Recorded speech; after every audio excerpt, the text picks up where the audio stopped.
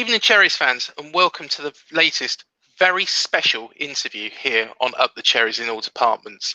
Before I welcome on my special guest, here is a bit about our sponsors, Dental on the Banks.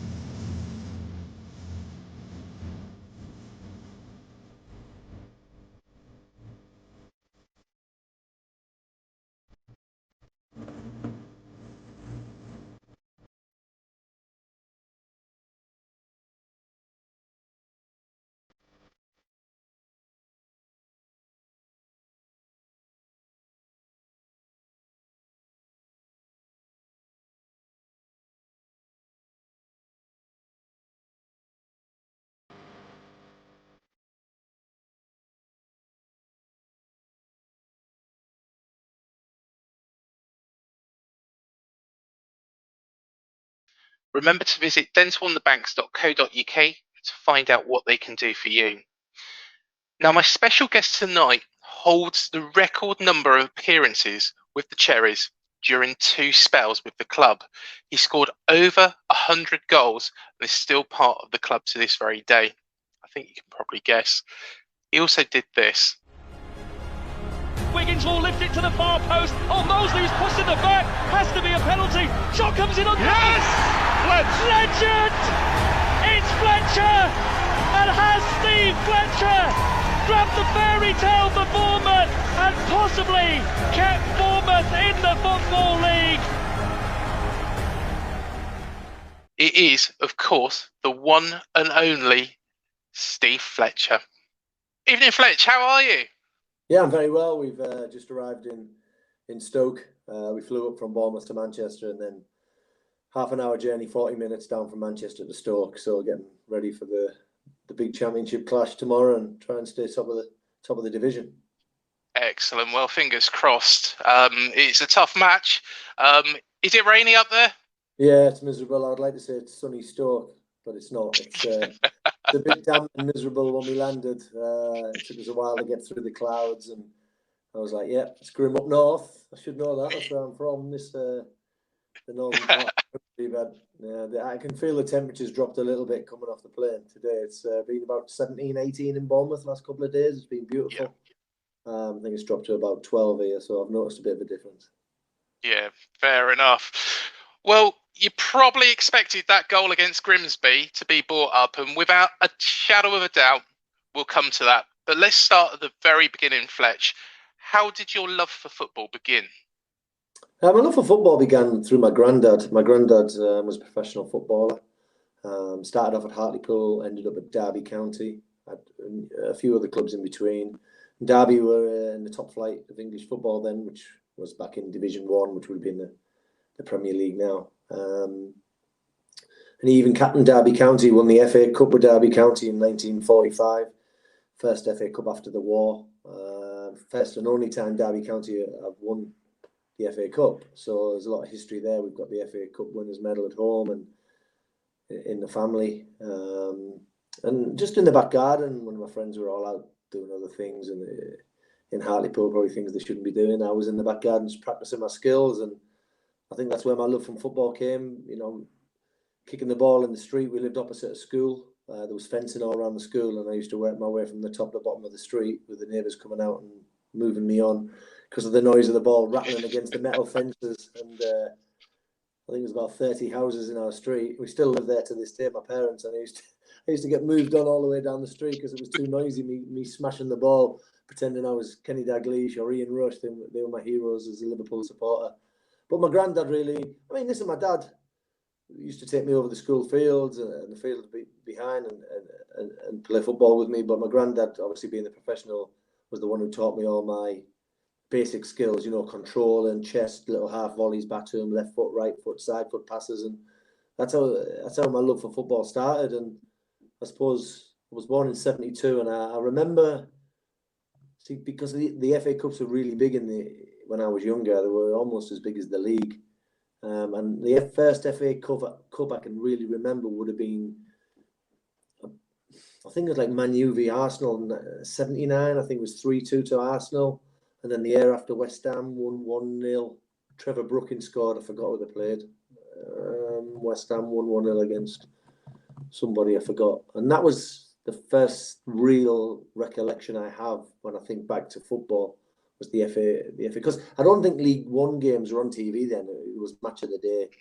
But I couldn't remember what Match of the Day, obviously, I was when I was 8-year-old. But as a main event, watching things, I think that the 1980, 1979 FA Cup, 1980 FA Cup final was the one that springs to mind. And I remember Trevor Brooking scoring that heading goal and winning 1-0. And your grandfather was Jack Howe. Yes, it was. So my mum's dad, yeah. And what advice did he give you, Fletch, which you've taken throughout your career? I think it was just the discipline he installed in me. Yes, and he was old school. You know, you never let me get away with anything. You know, if I didn't concentrate when he was doing it, he would tell me off. And it was just a mindset that he gave me, and I had to practice. And I still say that now to young kids when they ask me what's the main fundamental. I'd say, look, just practice your basic skills, learn them, and never stop them, because that's what gives you the opportunity to go and, you know, have a chance of being a professional footballer. I think in any sport, though, I listen to a lot of documentaries now on TV, and there was one I seen on Kobe Bryant, and just doing the basics every day, things that he was doing when he was a teenager. But he said, because the basics make you into what you are, and the person and player or basketballer he'd become. And I think that's true of football. You can never get bored of the basics. My granddad installed them into me. Like, say, when my friends were out doing other things and I wanted to go, he would say to me, "No, come on, let's go in the back garden. Let's practice your left foot, your chest control." And it was just little throwing balls up to me and learning them things when you're like 6 and 7 year old, which at the time you don't think really mean a lot. But as you get to play and you're doing them naturally, and you get to 13, 14, and you're ahead of other people at your age, I look back now and realise it's because of those times, spending countless hours in the garden with my granddad, practicing, like I said, the basic fundamentals of anyone's game. And you finally made the first team at Hartlepool in 1990, and you played 32 games for the club. What were the early memories like, Fletch, playing for your boyhood club? Yeah, it was tough because I wanted to be a professional footballer and all my life, but it wasn't like now. There was trials back in the day. You know, there's no academies and anything like that. I was at Middlesbrough as a schoolboy, but then they went into liquidation in around about 1986, I think, and everybody who was on the books just got released. I mean, I was going like once a week, twice a week to Middlesbrough. So Hartlepool to Middlesbrough was about 15 miles, but my parents would take me twice a week, sacrificing themselves, especially when they both had full-time jobs. And when that ended, we were like, oh no, that's it. And then I got wind of a trial down at Hartlepool, and they were looking for a couple of YTS spots available, you know, which is the youth training scheme, to be a youth player, really. It was called YTS back in the day, and there was 160 kids, 2, 3, 4, 5 games going on. I got dwindled down, and I went for the next trial, and after the third time, I think it got down to about 30 kids, and we played a game, and there was 2 of us out of that 160 kids who went down, got asked or invited to, you know, come on for 2 years on the youth training scheme. And it was tough because I'm one of the youngest in my year, and when you're younger, you know, when you're born at the end of July, like I am, some of the players out there are like 6, 7, 8, 9, 10 months older than me. And when you're younger, it does play a part. Maybe not so much when you're older, obviously, when you get into like 18, 19, but they were ahead of me physically, and I found it tough in my first year as a YTS. I actually thought, wow, there's no chance for me here, but I was very fortunate. I did shoot up a little bit, put on a bit of weight, and I started out as a wide man, and then I ended up as a striker, and the opportunity come for me when Cyril Knowles, who was the manager, God rest his soul, took over at Hartlepool, and he took a chance on me and saw me in one game.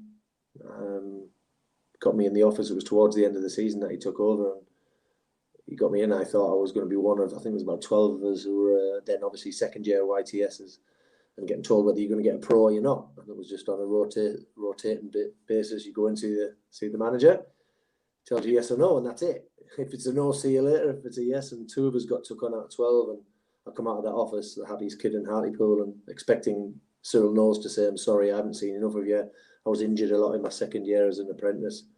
He'd only seen me for one game, but fortunately for me, he liked big physical lads, and he said, "I'm going to take a punt on you," and come out of that manager's office there absolutely in tears and phone my parents and ecstatic. And then that's where the hard work begins, because then you realise, oh my God, I've played half a dozen reserve games and now I'm going to be training with the first team.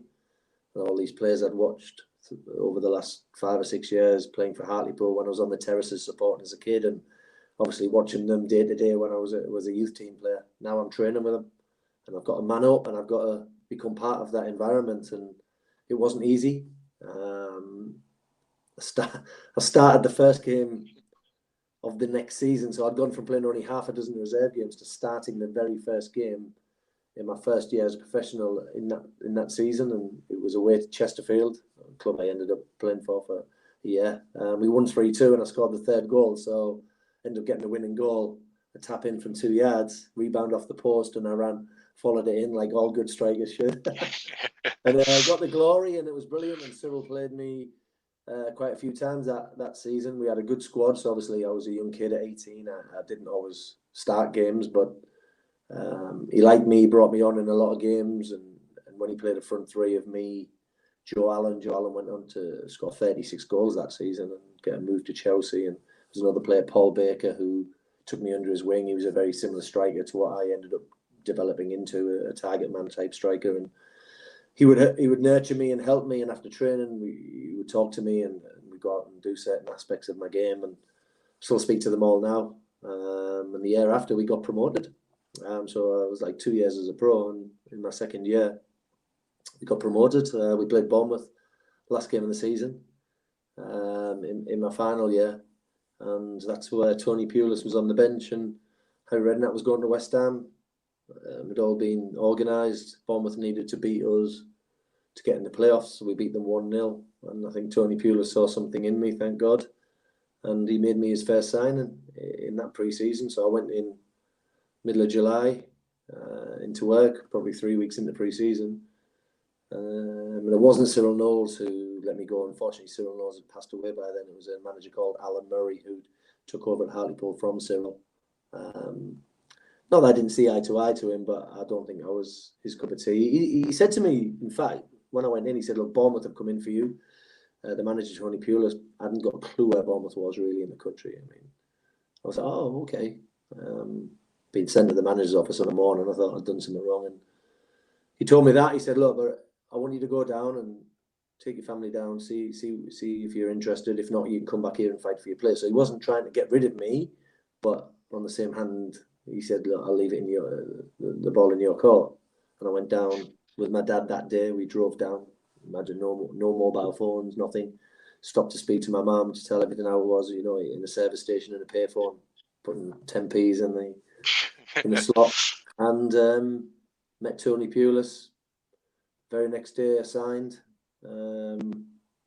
Drove home. I think we got there on the Wednesday. I drove home on the Thursday, and I travelled back down by myself on the Friday because we were playing Aston Villa in a pre-season friendly. Played in that game, scored the goal, drew 1-1, drove back to Hartlepool. So I've gone 340 mile times 4 times in 4 days, the same amount of days. So I'd literally gone up Wednesday, came back Thursday, gone back down to Bournemouth Friday, came back to Hartlepool Saturday, and then drove back to Bournemouth on the Sunday. So I've done 5 trips. That's 5 times 300, so that's 1,500, probably 1,700 miles in 5 days. And then I was down for a few weeks, and that's when it hit home. I'm like, oh my God, I'm not going home for a while now. I've literally gone from one end of the country to the other, which I know players do nowadays, but it was unheard of for an 18-year-old lad. 19-year-old lad to travel the length of the country, and it was tough. I really found it hard to start with. I was in digs, but being away from my parents and after living at home for all that time, to be away in basically the blink of an eye, it was like a whirlwind. I wasn't in a good place the first few weeks. I was like, oh my God, what's happened to me? Yeah. How did Tony actually persuade you to come down to Bournemouth? Because as you allude to, it's a long, long way from Hartlepool. Yeah, I mean, listen, it wasn't the money. You're a young lad. I think I was on £150 a week at Bournemouth. I think they doubled my wage, give me a few little incentives, but there was more the fact that I felt wanted, and I felt like Tony loved me. The fact he said he'd even come to watch me towards the end of the season at Swansea away, so he knew he was probably going to get the job after Harry was going to West Ham. So he'd made it his duty to come and watch me a few times, and he obviously wanted to put a team together. Played up front with Effin Akuku, and that was the partnership he wanted. So the fact he told me all this, warmed my heart, and it's nothing nicer than a manager wanting you and saying you're part of his plans. Obviously, the weather helped when I came down to Bournemouth. Because I'd left about 15 degrees and got there, and it was about 28 degrees. And I came in down the West Cliff and saw the seaside and the hotels. I was like, oh my God, this is incredible. Tony put us up in the Royal Bath Hotel, which we don't really have any hotels even remotely like that in the northeast, never mind Hartlepool. So it was a top hotel back in the day. Went to a lovely Chinese. Tony made us feel very welcome. I was like, wow, this is something I could have only dreamed of. And I think with all that accumulated in, and then meeting Tony the next day, meeting everyone at the stadium made me feel very welcome. Showed me around the training ground, which was at Chapel Gate back then. I just turned to my dad and said, I don't think I'm coming back to Hartlepool. And I think he turned around and said, I don't blame you. This is a great opportunity for you.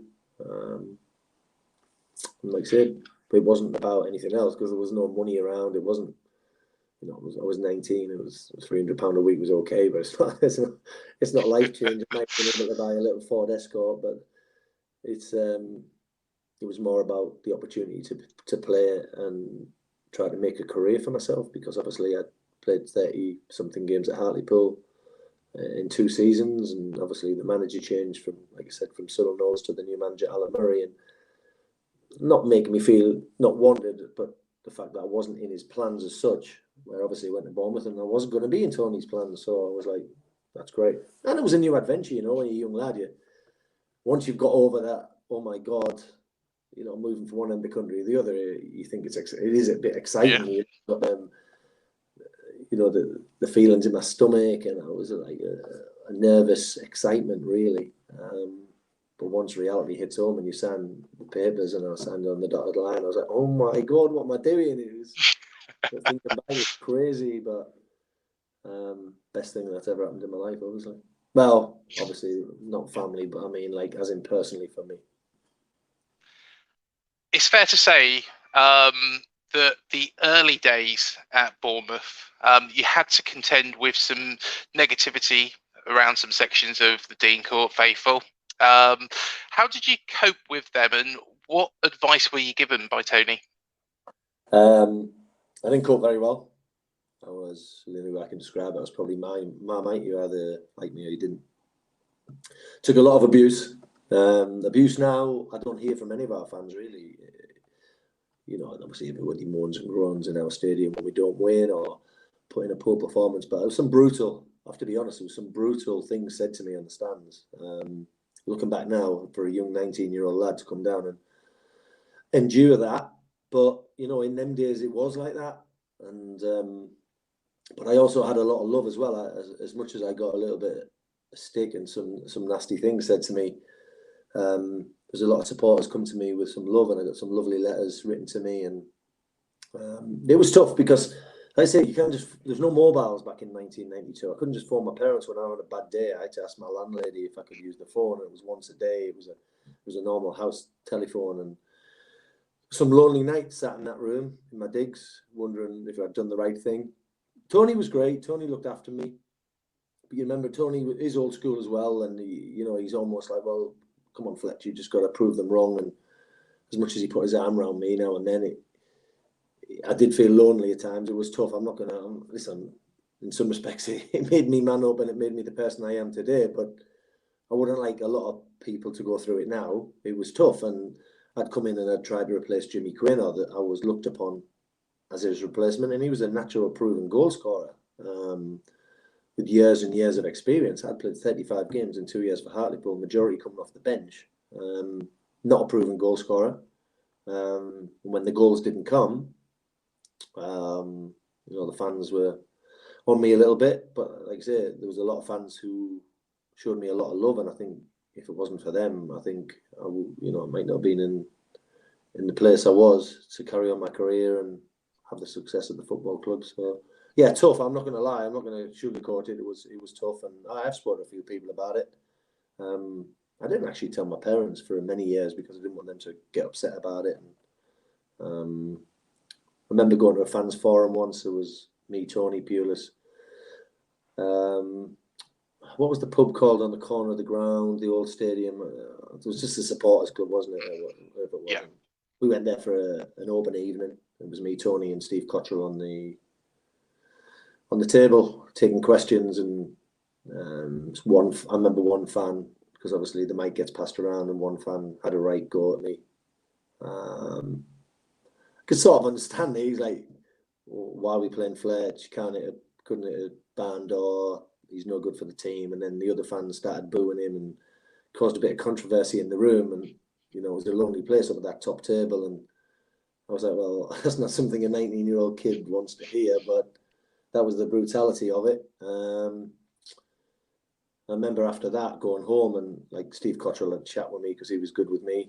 Has been an experienced striking partner, and then Tony just said, like, just prove them wrong. And then a supporter come up to me and put his arm around me after the event and just said, don't worry about it. As long as you run around, give your all, show heart and desire for the team, that's all we want. Don't worry about him saying the goals, this, goals and that. You need to score goals. All we want is a bit of passion. You show that and the fans will like you. And, that stuck with me. And I thought, well, that's the least I can do, is give 100% in every game. And I think that part of me was one of the main reasons probably I changed a lot of the fans around, or their opinions on me. Obviously, even to the end of my career, I probably divided a lot of supporters because of the way I play and my style of play. But I think because I showed heart, passion, desire, and wore the club badge, on my sleeve, wear my heart on my sleeve at times, I think that turned around a lot of the negativity towards me. And,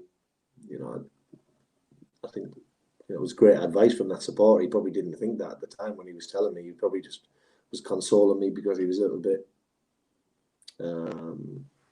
probably ashamed of that fan who absolutely tried to destroy me.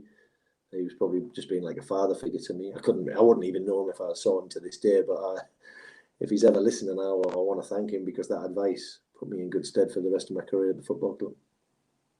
And if you are that fan, please do reach out as well, because we would like to hear from you. Not the one who abused me. No, not that one. We don't want that one. although in retrospect now, it's probably like everything, you've got to take that to become the person you are. Because if he hadn't abused me, that other fan wouldn't have come up and said to me, just do this and the fans will love you. So you've got to take the rough with the smooth. It's like, when Kevin Bond got rid of me, it was probably the best thing that ever happened coming back 18 months later, because it made me even better player at the age of 36. So things happen for a reason. It was just a bit brutal at the time. Well, you were ever present, Fletch, until the 95-96 season when you had a period out with injury. Yeah. It was quite well documented at the time you were struggling mentally. When you look back at that, how do you feel about the support the players get now compared to then? There's nothing. You didn't have anything. The manager might put his arm around you, but no, there was nothing. You got to deal with it. Like I say, it's all right maybe if you have your parents down there, but my parents unfortunately were 340 mile away at the other end of the country, so I was almost dealing with it myself. By one or two players who were my best friends at the football club, which was Dave Morris, who was there when I was younger. He left the club after a couple of years. He was a midfielder, but he became one of my best friends, along with people like Neil Masters, Scott Mean, Steve Robinson, John Bailey. Neil Young become my best mate at the football club in the 15 years he was there. So Yeah, it wasn't easy. I kept getting knee injuries, and obviously, as we know, I did 11 operations on my left knee. I just kept getting cartilage problems, something else. It started actually in my very first season at Bournemouth, playing away at Wigan. Was it Springfield Park, their old stadium? I'm sure it was. Yeah, it was. To a challenge at the end of the game, and I felt my knee twist, and I tried to play on, and I couldn't, and then I was out for a few weeks, and I came back against West Brom at home on a midweek night game. I played in the front with Ethnic Cougar, but I come way back too early because I don't think the diagnosis was right. You've got to remember, we're going back 30 years nearly. There was nothing available like there is now, and everyone thought I'd just tweaked my knee. And looking back, I never really said this, but I got a 10% tear in my cruciate ligament, which I was only to find out later when I went in for operations as my career happened. They went to me, you've got a tiny tear in your cruciate ligament. So that's what I'd done. I tore my cruciate ligament and had a 10%, what they called a 10% tear in there. And I tried to play on with it and grit my teeth and get through it, but I was never the same. I never felt the same, but I didn't want to show it. I didn't want to tell too many people. I wanted to play. I was worried it could affect my career. And I'm not saying that's why them first couple of years weren't great, but it didn't help. And I didn't go out there 100% fit. I was feeling like 50, 60% fit. And that ain't good enough, especially when you've got to prove yourself to your new team and the manager. And I say it wasn't until I went in for an operation in around 1996, the year we're talking about, when I was out injured a lot. And I remember that was the year like Matty Holland. We'd had the Great Escape in '94. Matty Holland and Steve Jones, Steve Robinson, Jason Brissett, all them were playing.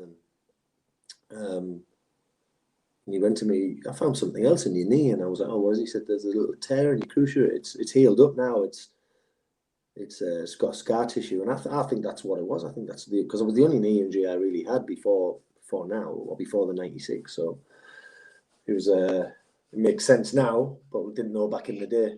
But that was a hard year because I didn't know if I was going to play again. I got told off a couple of specialists that I might struggle to come back. Probably didn't look after myself in the right way. I think I alluded to that in my testimonial when I did a book. I said I was doing things I shouldn't have been doing, drowning my sorrows, etc. Would I change it now if I could? Of course, and a million%, but I couldn't. And then being away from home, I didn't really have anyone guiding me.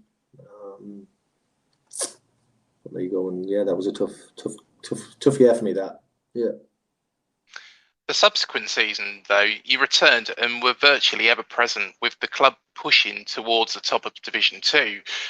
Do you feel that season that you missed out on helped drive you on and become such of a big part of a successful side? It's hard to put your finger on. I think just playing regularly and the team doing well builds confidence, not just in yourself, in the team, in the supporters, in the football club as a whole. And I felt like a major part of the team then. I'd gone from doing okay when I first part, and then not so well. Then the Great Escape was great when Mel come in. I got Supporters Player of the Year. Then I hit the injuries, and it was very up and down. It was like a roller coaster the first 4 or 5 years, and then I got to sort of sustain myself in the team and kept injury free. And then I felt like a big part of the team. And obviously, when a manager plays you week in, week out, you feel important. And I had managers coming to me going, you're the first name on the team sheet. Other managers coming to me after games and saying, "Cool, I wish I had you in my team." And it made you feel 10 feet tall. So I think a bit of that, a bit of belief in myself. I'm growing older now, so by 97, 98, I'm 25 years of age. I've matured a bit, bit more responsibility, and I think that an accumulation of all that put together, I think that's probably why we had a sustained spell. We should have actually at least gotten the playoffs that year. We had such a good team. Look back, and it's criminal that we didn't do more with that team we had. Obviously, we went into liquidation. That didn't help, but it was horrendous, really. I mean, not getting paid for 3 months. My wife was pregnant. Well, she was my girlfriend then, but players couldn't get a mortgage because without a job, you couldn't sign the mortgage applications, putting all your bills back. because the club couldn't afford to pay you at the beginning of the month and everything going. It was horrendous, absolutely horrendous. And for the football club, the supporters, everyone thinking they're not going to have a team. It's hard to remember everything, but obviously we had the winter gardens going round, and that galvanised everyone. That whoever put that together, that was incredible, because that just brought everyone together. We walked in as players, and I've seen the video footage of it. And we walked into that winter gardens as players, not knowing what to expect, probably expecting 50, 100, 150 people there, and it was packed to the rafters, and they're all singing. They've all got their shirts on. Forget the money they were putting in the buckets. That was incredible. But just to walk in was like, wow, we have some support. You give you goosebumps. You're walking down the aisle to go onto the table on the stage to sit in front of the supporters with the manager, Mel Machin, and to feel that buzz and that noise and the passion, the Bournemouth fans. That was my first real time. I thought, wow, this is my club. I feel a massive part of this. I've been there 4 or 5 years, but I just felt a well-being inside of like, I don't want to be anything but here at this time. Forget we're not getting paid. Forget the club's in crisis. As long as we can survive, we all want to be part of it. And it wasn't just me. It was everybody I can think of at the football club. I remember Matty Holland was captain at the time, and he spoke, and he was very mature for a young lad, and Mel Machin spoke, and the whole place was singing and chanting, and there was no way the club was going to go under, just from the amount of love and support I could see in the winter gardens, and then everybody putting their hands in their pockets at the end, pulling out change. Probably, it doesn't sound a lot now, but £20 notes flying in the buckets, which is probably like putting hundreds of pounds in now, and people hadn't got a penny to scratch together just to save their club, and their love for the football club was so endearing. And it makes you want to play for a team like that, knowing that we've got that behind us. And then obviously we became a community club. We were saved at the last minute, and it was amazing. I had offers to go the next year and leave, but I just didn't want to leave. I was like, no, I want to stay. And I'd seen players leave, and the grass wasn't always greener. And I've met my girlfriend, which is obviously now my wife, down in Bournemouth, and she was pregnant. And I was like, no, I'm happy. Why would you want to leave somewhere where I'm happy? The club's been saved. We're on a new journey. I'm playing regularly in the team. The manager wants me. Everything you fought for in the first part of your career is starting to come together and look good. And in the 2000-2001 season, we missed out by the most slender of margins on reaching the playoffs. The squad contains some players that would become all big names. What were your memories of that season? Criminal that we didn't go up, absolutely. And how that Reading player, I don't even know who it was, cleared Stephen Purchase's shot off the line in the 93rd minute, just after they drew level at 3-3. Killed our hopes. I remember, I've got a picture of it, me cuddling Richard Hughes, because I was captain then. I was captain of the team, and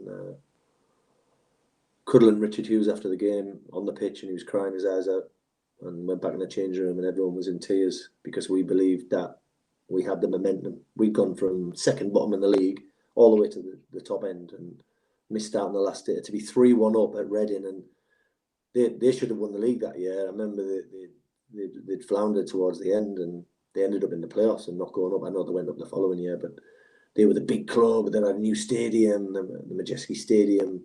They had the helicopter flying the ball in. No one had heard of that in any game in League One. And we went 3-1 up. I remember, I think either Jermaine scored 2 and Wade Elliott got 1, or the other way around. And then they got back into it, and then they equalised. Lad come off the bench, scored at the back stick to volley in on about the 85th minute or something. And our hearts were broken. Then we went down the other end, and Steve Purchase hit this shot, volleyed it into the ground, looped over the keeper.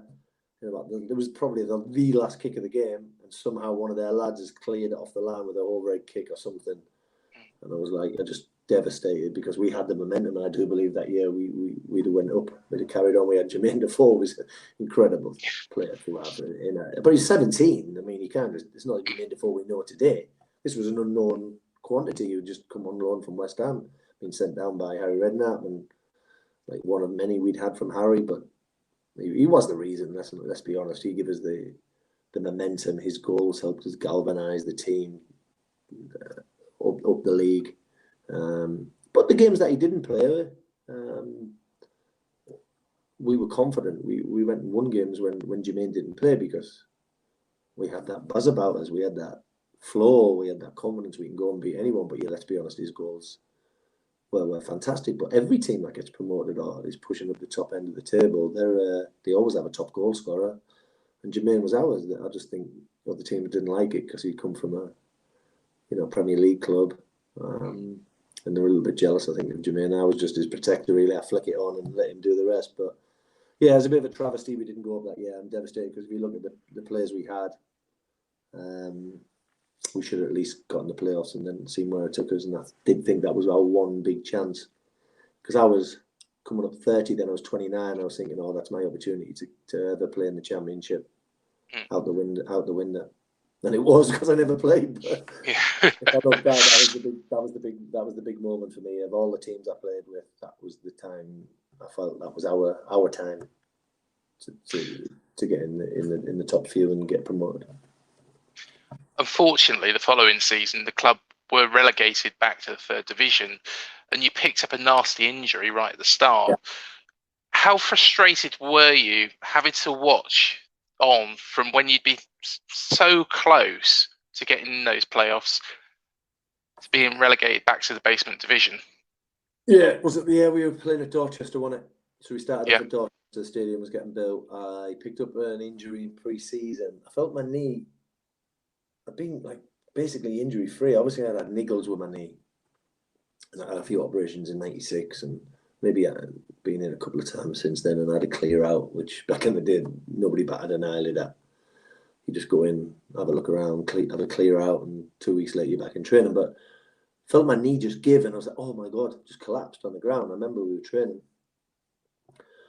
And Sean O'Driscoll was the manager then, just said, I'll just sit out. And then we played another game the next day in training. And I went, nah, it's no good, Sean. It doesn't feel right.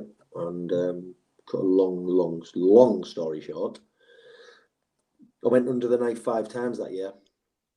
I seen someone up in Leeds, I won't mention names, but he couldn't find it twice, told me cartilage wasn't right, which I knew anyway, did little trims. Then I seen someone in Sheffield who found it. So I'd wasted 4 months, found someone in Sheffield who found it, went back in, did the operation, didn't feel right, went to see someone else. By the time I'd seen him, it actually started healing. I left it and I got back in the October, so I'd missed 14 months.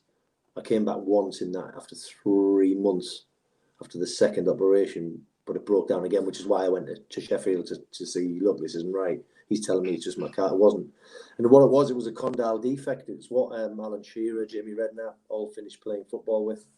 It was basically a hole in my bone at the bottom of my femur, in my left knee. So say that's my femur. This is my femur bone. It was right underneath, and when my tibia hit it in the cartilage, it was banging. And I mean, obviously the procedure's still huge now, but the techniques are better. But it was a long time out. There was a person doing it in America who was very famous. He did all the American footballers and all the sports stars, called Stedman. He was well famous, and that's who Jamie and Redknapp and Shearer and a few others had gone to see. But obviously the football club couldn't afford me to go over there, so that's why I was seeing different people in England. But it was quite a new injury. Or the knowledge of it was. I eventually got the rehab from a player who'd been out to a low league player who'd been out to America, and he gave me the rehab that Stedman, the specialist, had given him. And I basically, I don't want to ever go at anyone, but the physios we had at the time were not up on it, and I ended up doing half of the rehab myself. I'd stuck to it, and I was religious with it. And that's probably why I got back, because by the time I was diagnosed and had the operation, I was probably 6 months in. So it was about the January. Well, I got it in the July in pre-season. So that's like, you're talking 5 months straight away. I'd wasted. And then from the January, I done my rehab. Didn't feel right, but when I went back in, it actually started healing. So I was very gentle with my rehab. I mean, it is a long injury. And came back in the October, Lincoln away. Obviously, the year we got to the playoffs, so we'd been relegated. I'd seen that, like you said, it was horrible, because I was doing the commentary for Radio Solent. I was the co-commentator on there every week. It was heartbreaking getting relegated, seeing as a Dorchester, and then back at the new stadium. Eddie Howe led the team out. I was captain the season before. I was devastated. I still wanted him up there with space in.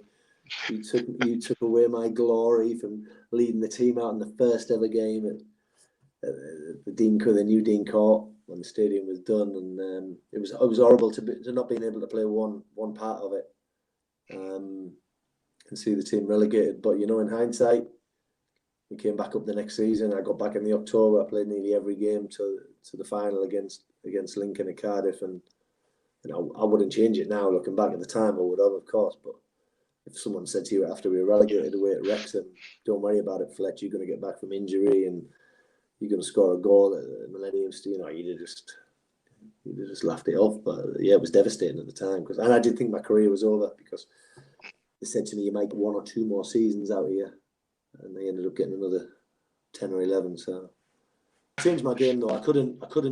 Not that I was ever quick, of course I wasn't, but I could never twist and turn on my knee. I was very conscious of my knee. I was doing more straight line running, and of course I was going back to defend corners, free kicks and everything, but I would never get the ball and try and swivel and turn, try and beat a player or a centre half, because I knew if my knee locked and it grinded over that condyle defect, it would cause me problems. So I had to change my game. Went in the gym, got bigger and stronger, and become more of a target man. Yeah, less mobile, but more of a target man. So, I just worked on what I needed to survive in the game and have a career. And when they told me a year or 2, I thought, all right, well, at least I'll get to 32. They might be wrong. I might get to 33. And I ended up playing until I was nearly 41. So I adapted my game. Still hurts my knee to this day, still swells up. I was taking a lot of tablets, Voltarol and things which were not good for me. But the pain was bad. We'll see in years to come how much it's affected. I'm still out there now in training, and I join in certain parts, and I'm okay with certain things. But once again, I wouldn't be twisting and turning. Straight line running is fine, but when I jump and I land, I'm all right jumping. But it's when I land on my knee, and I've just got to be very careful of it because it's vulnerable. I always say, to people, I got to be so careful because the next time could be the last time. If it goes again, I'm not going to be able to do the rehab I had as a player. I'm older, so even when I'm joining in training with certain aspects of it, I still have to be wary of the injuries I've had. Like I say, all in all, I had 11 operations on my left knee. I had 1 on my right. I had 2 hernias and an ankle operation. So, 15 times I went under the knife. So to keep playing as long as I did was incredible, really. Because the specialist said to me, someone who's endured what you have over the years shouldn't even have reached 30, never mind 40. How good was that playoff final against Lincoln? Yeah, I was so hyped up for it. The most hyped up I've probably ever been, by the Grimsby game. I look back at the video now, and I think it was someone to do with the Football League had come out to shake our hands. There was no royalty there, and I'm stood like this, shaking his hands, and I was ready, and I almost wanted us to break him up. Never mind the opposition. And in the tunnel, you can hear me shouting and get myself fired up. I was just sick of being on the losing team, like you said, missing out on opportunities. There was a couple under Mel Machin we missed out on the last day. I remember Wrexham at home in 99, something like that. I was playing with Mark Steen and we drew 0-0. We had to win to get into the playoffs, and we missed out on that Reading game, and I was sick of being second best. So I was like, there's no way I'm getting beat today. I'm going to give everything I have, and I wish I'd been hyped up for the other 834 games I played. We might have been more successful, and that's one regret I do have. Not being as, hyped for a game, because actually when I got myself hyped up, I actually become a better player. They sometimes say that players get too tense and too up for the game, and then they don't relax. I was the opposite. I needed to be hyped up, and then he got the best out of me. But there you go. I've always got a million regrets, but fantastic time. Scored the first goal as well. A lovely volley up to my family in the stand and all over Sky Sports, and it was brilliant. Still look back at it now, and I still have people come up to me and go, I was there when we won, and you scored the first goal. That was a great occasion. the goosebumps it put on my body, and the celebrations, take my shirt off and the lads all on top of me and jumping on me and looking up at my family in a bigger, arena like Millennium Stadium with 20-odd thousand Bournemouth fans. Incredible day. They're the moments you live for, and apart from the Grimsby goal, is the best moment of my footballing career. Has to be. Behind the Grimsby goal, not only because what Grimsby meant, but to score on a big occasion when your whole season depends on that one game. Bit different to the Auto Windscreens final in '98 when we got beat. We were devastated, but it was a cup competition. We'd done really well, but the whole season depended on that game at Cardiff. And the scenes afterwards, going back on the coach and even taking Sean O'Driscoll into the nightclub with us was in itself was bizarre when we look back at that. But great day, great memories. Fantastic for everyone at the football club. And after promotion, you were with the club for a further 4 seasons, carried on your good goal-scoring record. How did you feel, and how much of a shock was it when Kevin Bond released you at the end of the 2006-07 season? Well, in hindsight, looking back, like I said earlier, it's probably the best thing that happened. But at the time, I was devastated. The lads would go. I was speaking to the lads before we went in to see him.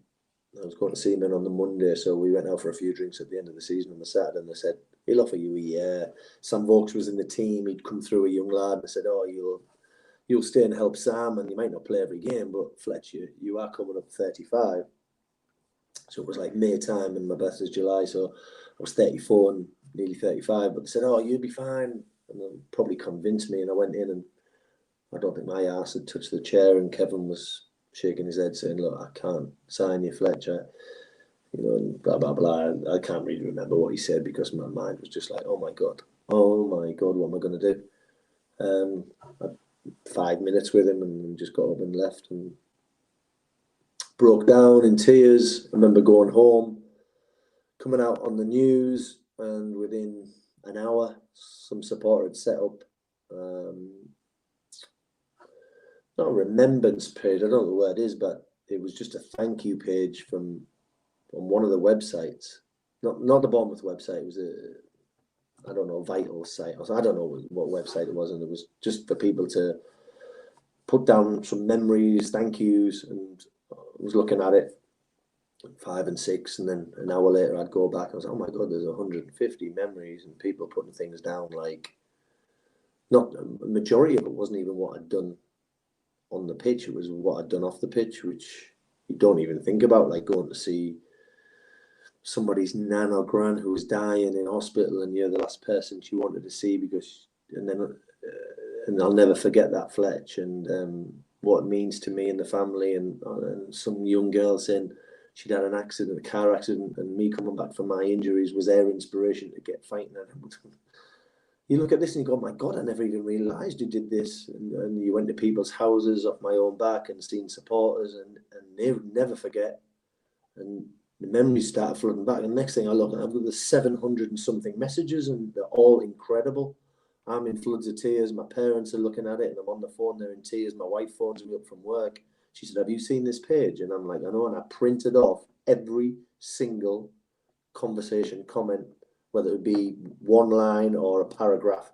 And I still got them in a folder at home, and there was 700 and something. It took us a lot of ink and paper. I was like, I'm out of a job. I can't afford the ink and paper, but it was incredible, and I will show my kids one day.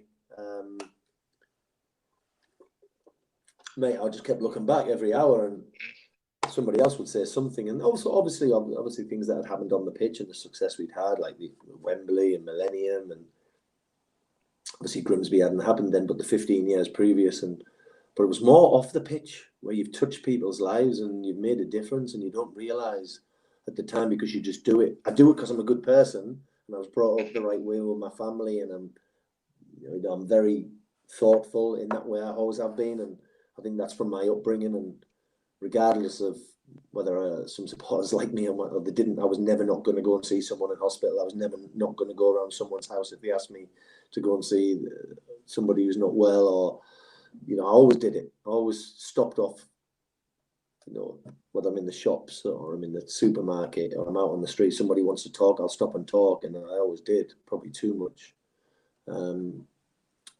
I've just been that way inclined. That's built in me, and I'm still the same to this day. And I'll never change in that way.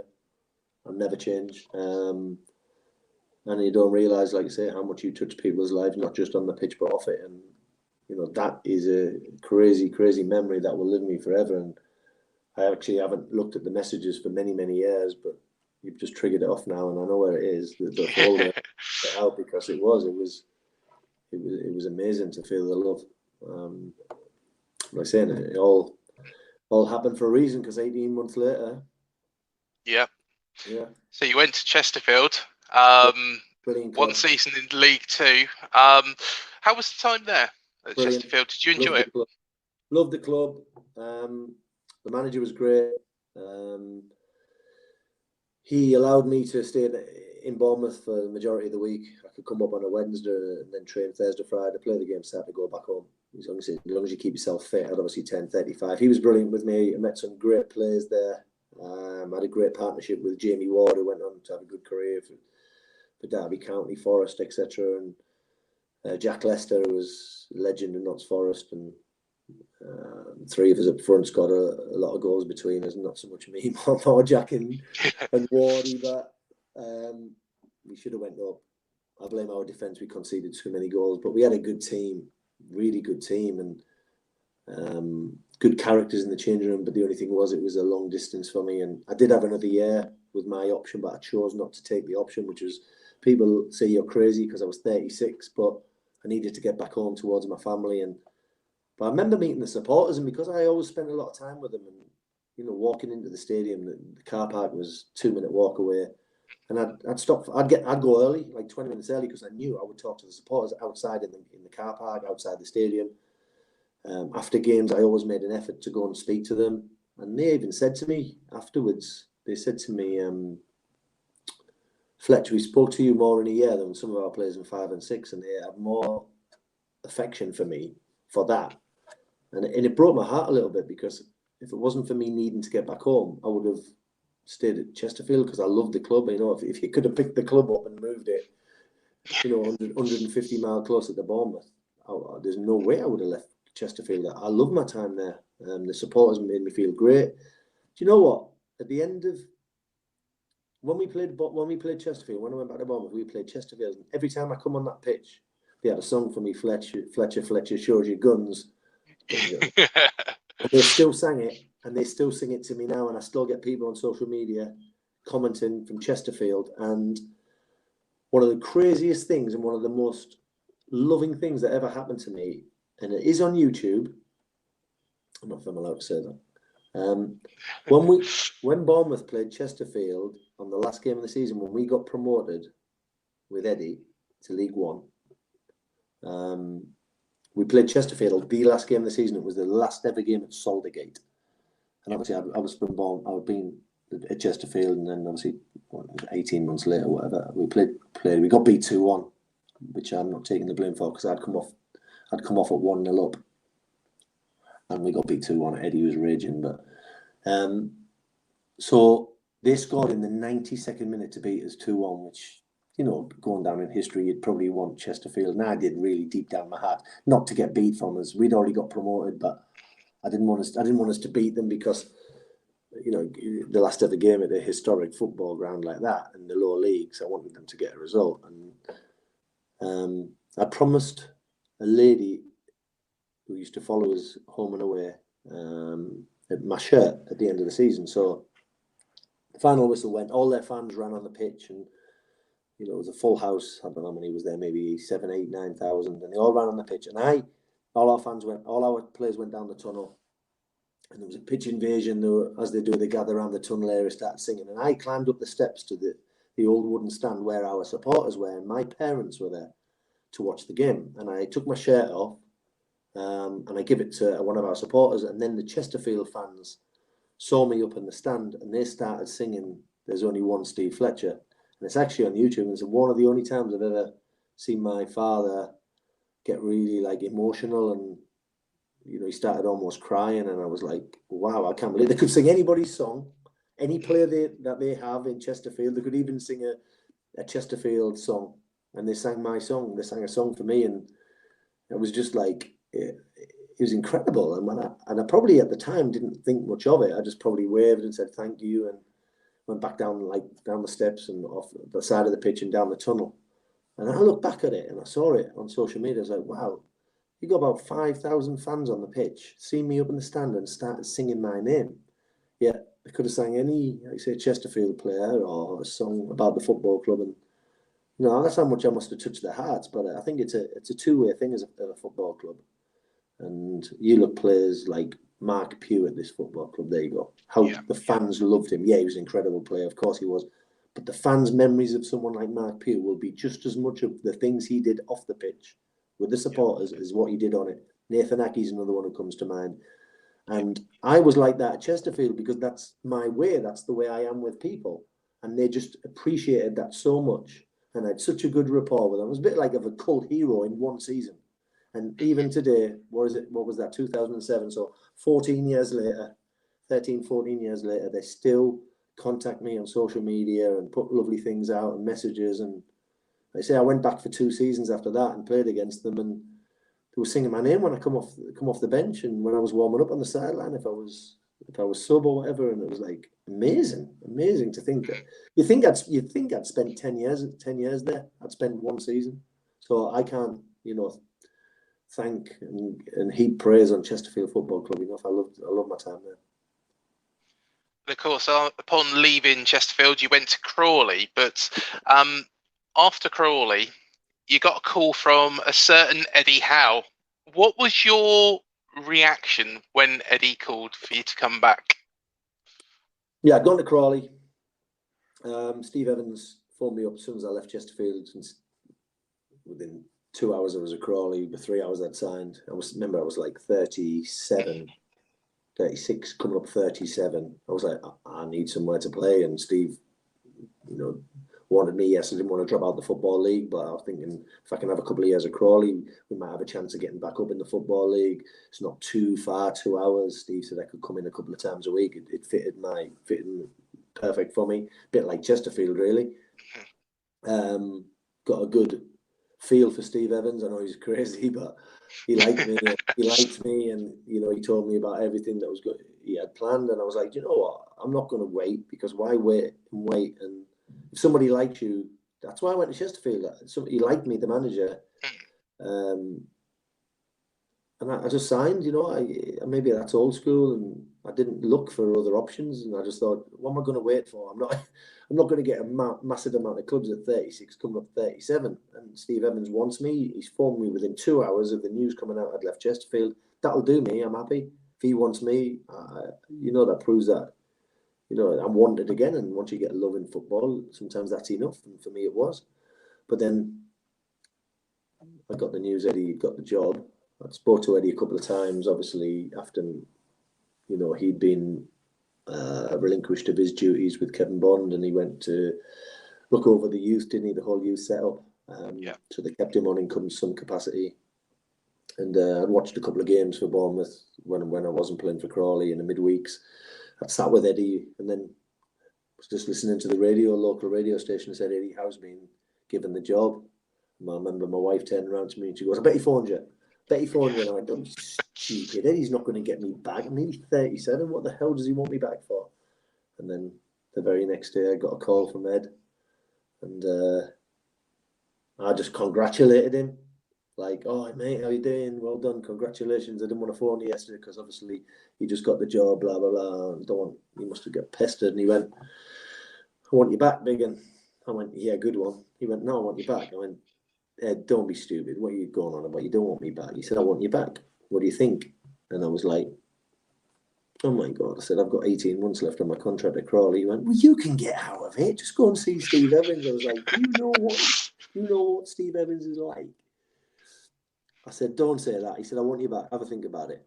And it took me a while to pluck up the courage to go and see Steve Evans. Eddie and me were liaising on the phone every week. And every time I played a game, he'd phone me up and go, don't get injured.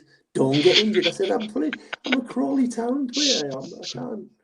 He went, I want you. I was like, oh, mate. And then I said, no. And then I did ask a family and a few friends, and I asked them, I said, what do you think? And they were like, Fletch, you've had 15 amazing years. Don't go back. It's not the same when people go back. You can have too much of a good thing. And my wife just said to me, like, just do what you feel, what you want to do. Because you're 30, you're nearly 37. You'll have a lot of regrets if you don't. But if you don't want to go, don't go. The club, you know, the Bournemouth Football Club were in a bad situation then. She said, if you want to just see out your time at Crawley, I'm sure Ed would understand. And then I was just laid in bed every night and it was consuming my life. And I'm trying to play for Crawley while this thing's on my mind. And I was thinking, oh, they're like 10 points adrift at the bottom of the league. And you'd had obviously the 17 points, but they clawed a few back, but it was 10 points adrift. I was like, they're going to go in the conference. And if I'm going to try and play for a few more years, we could get promoted with Crawley. We were in the top few teams. We could actually just pass them in the leagues. And I was like, oh, I can't. And then it just dawned on me one night. I was like, do you know what? I need to go back. If it's keeping me awake at night, there's a reason in the pit of my stomach. I said, and I woke up in the middle of the night one night and I said to my wife, Lynn, I said, Lynn, I'm going to go back. She goes, do it. I said, I'm going to. I said, I know a lot of people said to me, don't. I said, but I just feel I have to, because if I don't, I'm going to have the biggest regret in my life. If it wasn't for Eddie Howe, I wouldn't even have thought twice about it. I said, but he's my mate. I want to go back. He's one of my best mates. I want to go back and I want to play every game like it's my last game from him. And if we don't survive, we don't survive. But I will have no regrets. I won't be thinking what if for the rest of my life. And spoke to Eddie. I said, I'm going to go and see Steve Evans. I spoke to Steve Evans. He was brilliant. He said, give me 24 hours to see if I can find a striker to replace you and I'll let you go. And he said, but I'm only doing it because it's Bournemouth and I know your love for the club. Because I said, look, I wouldn't be in here, Steve, if it wasn't Bournemouth. He said, Fletch, I wouldn't have you bloody in here if it wasn't. He said, don't you worry about that. So he knew how much the club meant to me. I think then Steve maybe had a conversation with Eddie and within 24 hours, I was at the Bournemouth Football Club signing just before the end of the deadline in January. I think it was January the 23rd I signed, something like that. And it was on the Friday and we were playing Wickham the next day. They were top of the league, like a few points top, clear, pushing for promotion.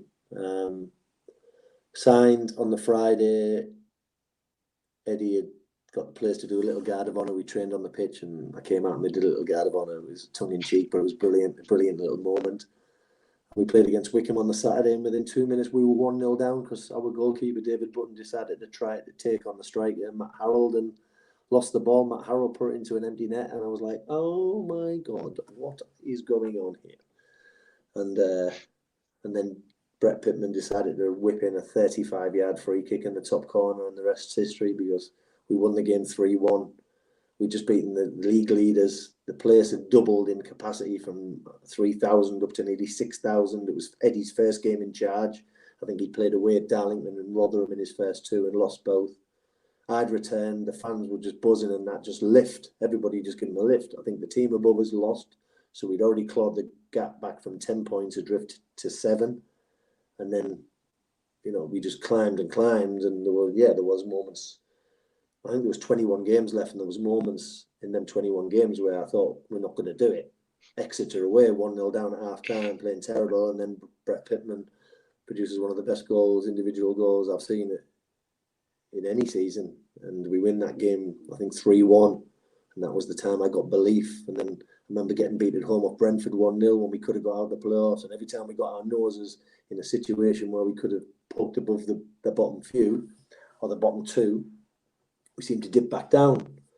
And all the way through the last 7 or 8 games, everyone was going, oh, it's going to come down to the Grimsby game because they were down near the bottom, as well as the Chester game because they were rock bottom. And I was like, nah, we'll be safe. And, you know, went down to the Grimsby game, I think, and, you know, it's ironic that it did because it was the moment I'd waited for basically all my career. I know I did score at the Millennium Stadium, but I waited nearly 37 years of age for that defining moment. And they say good things come to those who wait. I did have to wait a long time. So, we beat Chester. We battled back from... What occasion that was. It goes under the radar, but not by the true supporters, because we took a momentous amount of supporters up there and sang from start to finish, and we won the game 2-0, I think. Brett Pittman curled in a free kick and it went over everyone, nestled in the corner, and then as Anton Robinson scored, Liam Feeney had a short rebound, he slid in and made it 2-0, and that gave us the opportunity just to get a result against Grimsby. So that was a huge game. If we hadn't won then, the Grimsby game could have been irrelevant.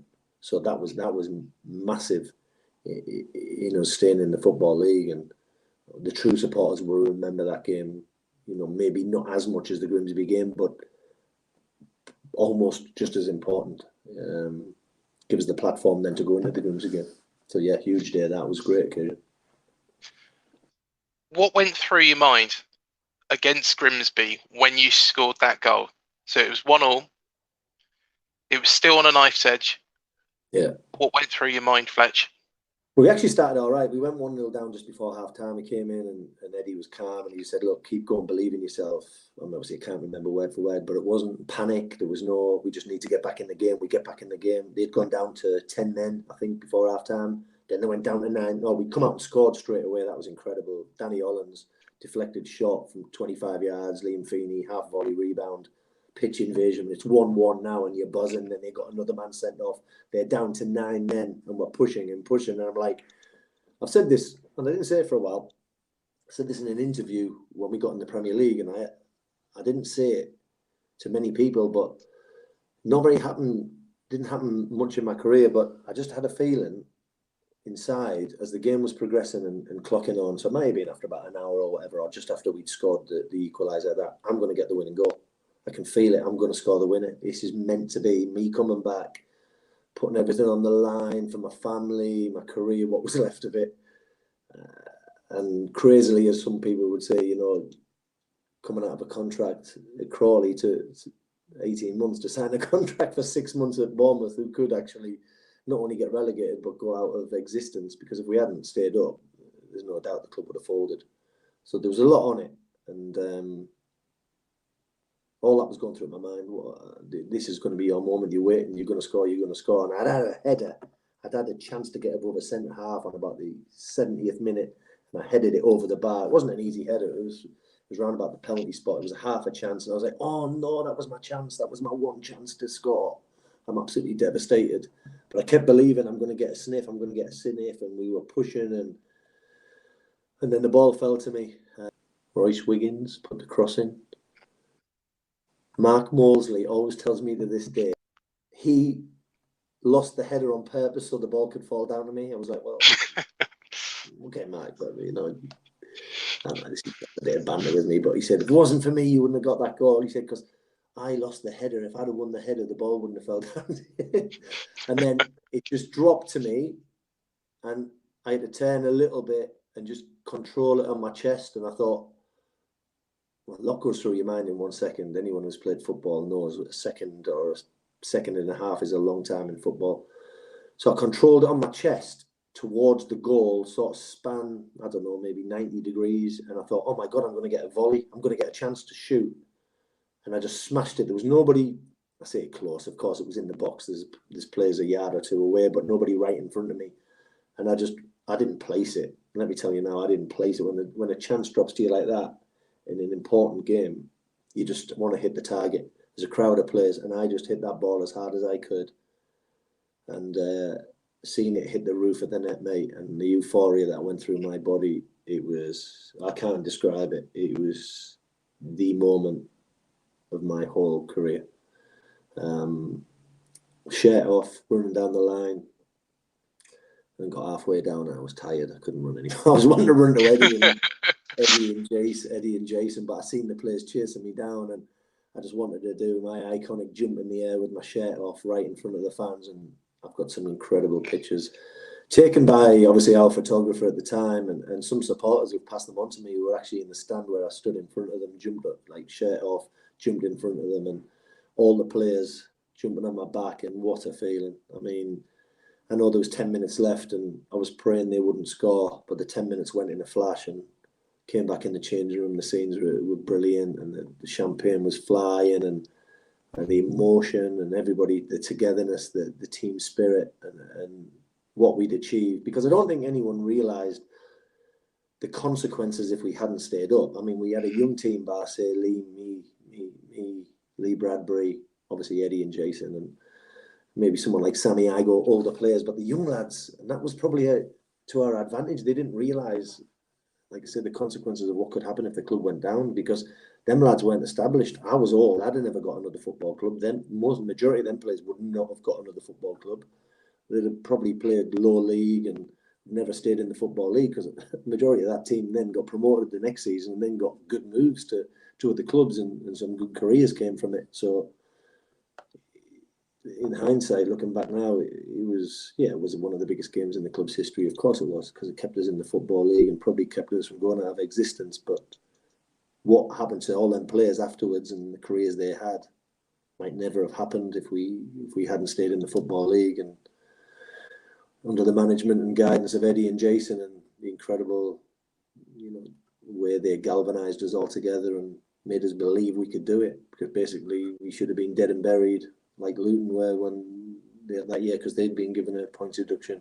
And yeah, at the age of 30, almost 37, to have the greatest moment in your footballing career was amazing. I remember just running past the dugout on the final whistle, running up the steps, grabbing my wife and kids and giving them a big kiss, and then coming down the tunnel. I was one of the last in the changing room when I walked in.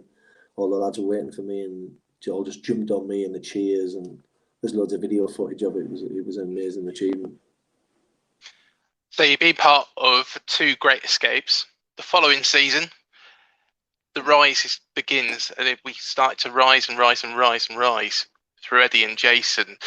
The following season, when we won promotion back to Division 2, what did you feel, or League 1?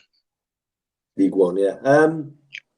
Yeah, it was great the next season. The momentum we took into that season was from the previous season, and rightly so, we got promoted, played some fantastic football. Brett Pittman was phenomenal up front with his goals.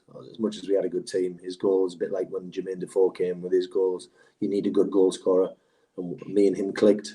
I'd supply him the ball and he would do the rest, and yeah, we had a good strike partnership there, me and Brett. And then in League 1 we got off to a good start. We were doing quite well, and we were confident we might be up the top end of the table rather than the bottom. And then obviously a big thunderbolt hit us, is the fact that, and rightly so, a lot of clubs are interested in the management duo of Eddie and Jason, and I was like, nah, they'll never leave. And then Eddie come to me one training session and just said, Fletcher, I just thought I'd let you know, as one of your best friends and as the oldest statesman in the team, that I want to let you know before anyone else that I've said yes to go to Burnley, and I'm doing a warm-up in a training session, and he's let me know before the training session. And I was just like, you're joking. I almost want to break down in tears, because I was like, no, you can't go, don't go. I just want to grab him and shake him and, put him in a headlock and don't let him go. And he went, Fletch, I've got to go. I have to do this. And I was like, oh, mate, don't. And then he said to me, look, I've spoke to the chairman, Eddie Mitchell, and he's going to speak to you and Lee Bradbury after the game. We were playing Colchester away on the Friday. So he told me on the Thursday. And or the Wednesday maybe, before we travelled to Colchester. And he said, like, he's going to put you two in charge for the short term, and then maybe have a look at it. So I'd already been preempted a little bit, and obviously I couldn't say anything to anyone. Obviously only to Lee. Played Colchester, actually scored the goal. So I actually scored the last goal of Eddie's first regime in charge. We got beat 2-1. That was the only thing. I come off the bench and got a header, but we lost the game 2-1. And then literally outside the stadium, we got on the coach. Eddie and Jason went up to Burnley and just waved him goodbye. It was bizarre, really bizarre. And then on the way back, we got a call from Eddie Mitchell saying, can you and Lee come in the office tomorrow? Because we played Friday night. That would have been a Saturday morning. Me and Lee sat there, and we got told off Eddie he would like us to take charge for the foreseeable future, see how it goes. Me and Lee had a discussion about how we wanted to work it, with him being manager, me assistant, or the other way around. And I said, look, I still want to keep playing, blah, blah, blah. So I said, look, you take charge and I'll be assistant. We'll work it as a duo. And as crazy as it was, that's how it came to be. And was fantastic that we were given the opportunity, and I'm really thankful to Eddie Mitchell for that. And I had a great 10 months as assistant manager, but obviously not everything works out as to plan sometimes. I think we did go like something like 10 games unbeaten. We broke the club record at the time for an unbeaten management to come in. I know Eddie and Jason came back and obliterated it literally, but at the time I think it was like 10 games unbeaten or something like that. And we done really well, and we got in the playoffs. I was a player assistant. You know, I once again nicked a goal at home against Bristol Rovers, got us in the playoffs, and we got beat in the semi-final on penalties away to Huddersfield, and we could have easily been in the championship. And you don't know where that could have went. But the following season, we lost a lot of players because, you know, clubs came in and we needed the money, and the team got decimated really. And then for whatever reasons, I decided to step down and spoke to the chairman, Eddie Mitchell, about it, and then just went back to being a player. Obviously, wasn't in Lee's thoughts as a player, which was fine. And then eventually I went to Plymouth on loan for the last 6 games of the season, because they were in a similar situation to we were a few seasons before, where they were almost going to go out the Football League, and Carl Fletcher was the manager, and I said I'll come along for 6 games and try and help. If it wasn't for like a friend like Carl Fletcher, I wouldn't have gone to any other club, because I was like 38, and the first time I'd ever been on loan in my career, and I was 38. Usually you do when you're like 18. I'd flipped it around the other way. I went at the end of my career rather than the beginning. So I went on loan, and we had a mini Great Escape, and we stayed up, and it was fabulous. And you know, I got the buzz back because I hadn't played a lot of games after I'd stepped down as assistant manager in about the October and November. But we'd start to sign some good players like Charlie Daniels. Simon Francis was my last signing with Lee, but then Charlie Daniels come, Matt Tubbs come, and the club started to pick up, and you know, the wage bracket that we had was getting increased, and I was like, oh, the club's actually starting to build here. We're bringing in some decent players, and obviously that limits my time and opportunities. And then when Paul Groves come in with Sean Brooks after Lee got relinquished of his duties, they got me back from Plymouth for the final game of the season. I came on as sub for the last 20 minutes, and the fans gave me a big, huge, you know, applause, and it was brilliant. But the next season, we signed some more players, and I found my time being limited, and told that, you know, the end of the season when my contract was up, then, you know, I wouldn't be required anymore, which was fine. I was 39. I was 39. That's fine. I'm 40, I think I was anyway, so that was fine. And to try and maybe find a club from then till the end of the season,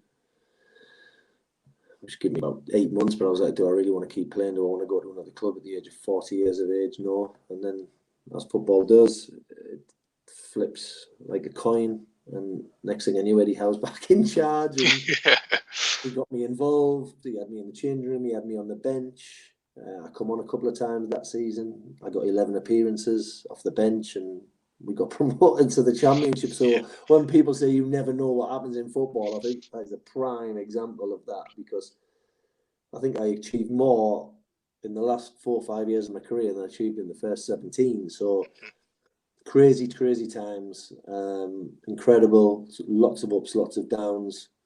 The only disappointment I have really, although I have millions of regrets, of course I do, if I could go back and change it, a lot of things I would. Not the successful things, but things that I should have done better in myself. But the only regret I really have is I didn't play any higher than League One. And obviously we got promoted to the Championship, and that was my time done. I mean, I knew deep in my heart, Eddie knew I did want to carry on, but Eddie had a chat with me and said, look, I want to keep you at the club. I don't want you to be out there, and I can't even put you in the team or even in the squad, and you deserve better than that, Fletch, but you're nearly 41. I was like 2 months off my 41st birthday, and he said, I want you to go into the recruitment side and help me build that up, and I want you to be part of the club. I don't want you to give you a year's footballing contract and then just not involve you at all, he said, because it's not fair to you.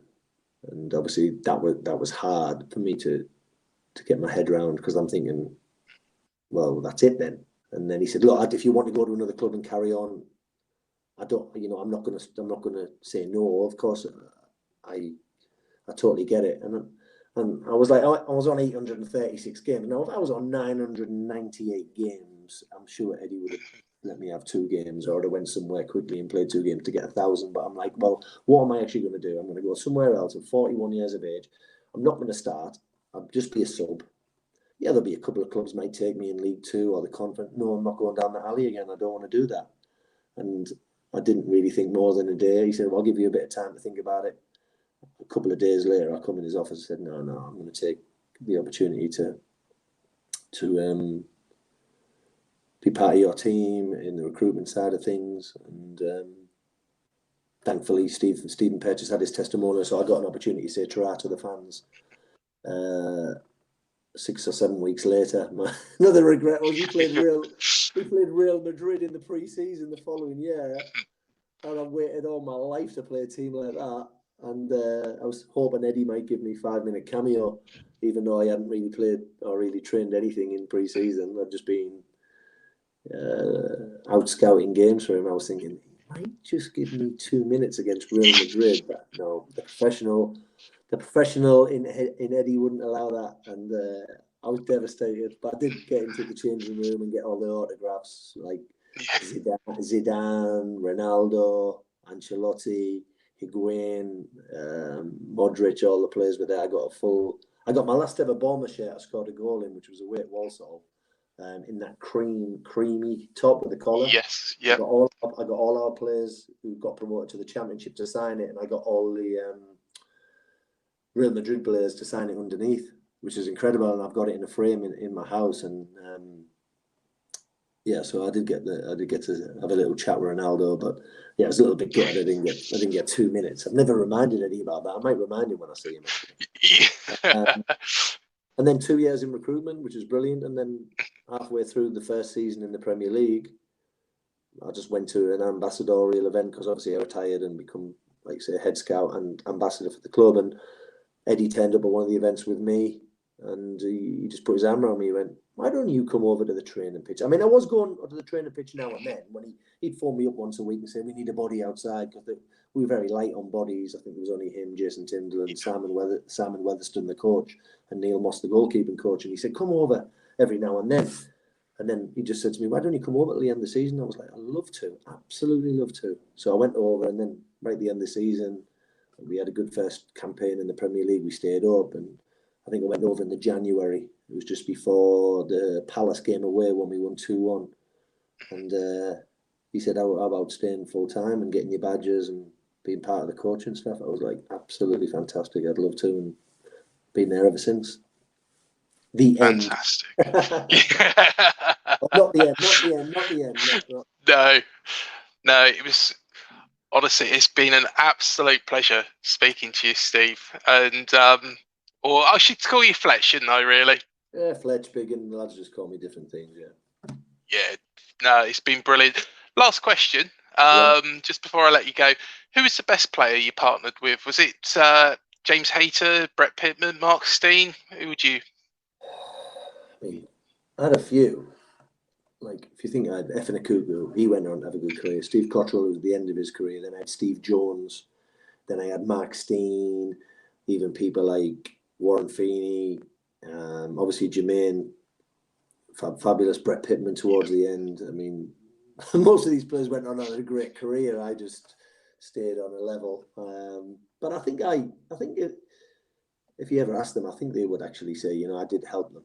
You know, if I could win headers, hold the ball up, that give them opportunities to score goals. I even had a good little spell with someone like Josh McCoy before he got his move. So I did play with a lot of strikers over the years. I think I played with over 50 or 60 different strikers at one time at Bournemouth. But the one player I love playing with, so if you say who's the best striker I played with, well, Jermaine Defoe is the best striker I played with, because he just went back and played for England, played for all these top Premier League clubs, and absolute legend of the game.